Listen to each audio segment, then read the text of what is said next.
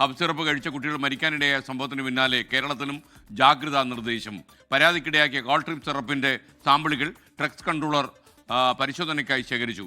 കോഴിക്കോട്, മലപ്പുറം, കണ്ണൂർ മേഖലകളിൽ നിന്നാണ് ഇത്തരം സാമ്പിളുകൾ ശേഖരിച്ചിരിക്കുന്നത്. MG പ്രതീഷ് വീണ്ടും ചേരുന്നു. പറയൂ പ്രതീഷ്.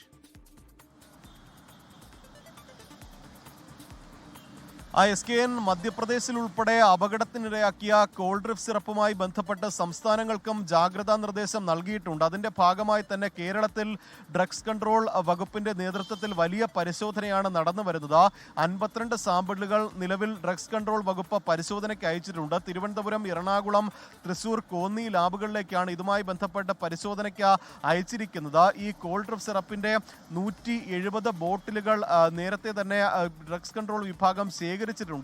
നിലവിൽ അപകടത്തിന് ഇടയാക്കിയിട്ടുള്ള SR-13 ബാച്ച് കേരളത്തിൽ വിൽപ്പനയ്ക്ക് എത്തിച്ചിട്ടില്ല എന്നതാണ് ഈ പരിശോധനയിൽ നിന്ന് വ്യക്തമാക്കിയിട്ടുള്ളത്. അതുകൊണ്ട് തന്നെ നിലവിൽ ആശങ്കപ്പെടേണ്ട ഒരു സാഹചര്യം കേരളത്തിലില്ല. പക്ഷേ ഈ കോൾഡ്രിപ്പ് സിറപ്പിന്റെ ഈ വിൽപ്പന പൂർണ്ണമായും സംസ്ഥാനത്ത് നിരോധിച്ചിട്ടുണ്ട്. നിലവിൽ സ്റ്റോക്ക് ഉള്ളത് പോലും ഇനി ഉപയോഗിക്കാൻ പാടില്ല എന്നുള്ള ഒരു നിർദ്ദേശമാണ് ആരോഗ്യവകുപ്പും ഡ്രഗ്സ് കൺട്രോൾ വിഭാഗവും നടത്തിയിരിക്കുന്നത്.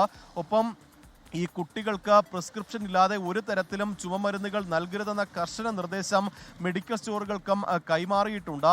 ഈ കോൾഡ്രിപ്പ് സിറപ്പ് മാത്രമല്ല, എല്ലാ ചുമമരുന്നുകൾ കേന്ദ്രീകരിച്ചും പരിശോധന നടത്താനാണ് നിലവിൽ തീരുമാനം. പലപ്പോഴും ഈ അജ്ഞത കൊണ്ട് തന്നെ ഇത്തരത്തിൽ അപകടങ്ങൾ ക്ഷണിച്ചു വരുത്താനുള്ള സാഹചര്യമുണ്ട്. അതുകൊണ്ട് തന്നെ പ്രത്യേകം ഈ മാതാപിതാക്കൾ ഉൾപ്പെടെ കുട്ടികളുടെ കാര്യത്തിൽ ഒരു ജാഗ്രത വേണമെന്നൊരു നിർദ്ദേശമാണ് ആരോഗ്യവകുപ്പ് നൽകിയിട്ടുള്ളത്. വരും ദിവസങ്ങളിലും സംസ്ഥാനത്ത് മെഡിക്കൽ സ്റ്റോറുകൾ കേന്ദ്രീകരിച്ച പരിശോധന നടത്താനാണ് ഡ്രഗ്സ് കൺട്രോൾ വകുപ്പിന്റെ തീരുമാനം.